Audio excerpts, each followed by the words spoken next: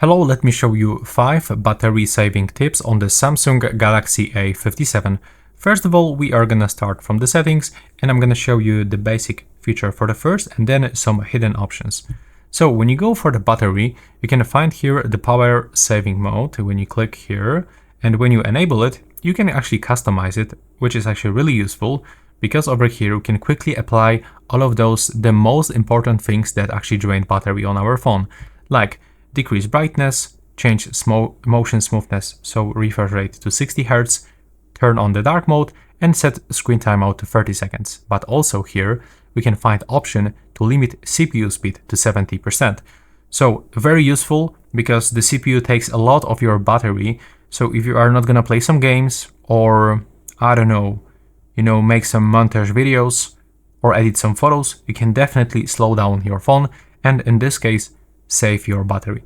There's also this maximum battery saver, but it will actually limit all of those features. So only in some emergency situation I will actually recommend you this one, but for a standard, it's pretty cool.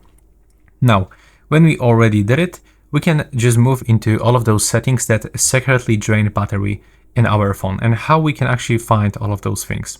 First of all, when you go into the connections and open Bluetooth, you can see that Bluetooth keeps scanning all the time in the background, which means that it's basically draining your battery.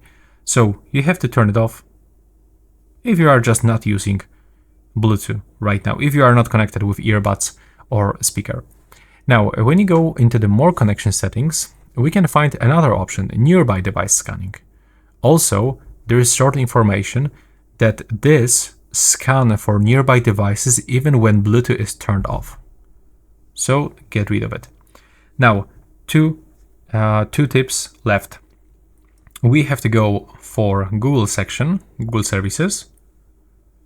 Now go for all services, go for usage and diagnostics, and also turn it off because it's basically collect all of this information about your phone and sending this into the Google, which actually active network in the background and drain battery.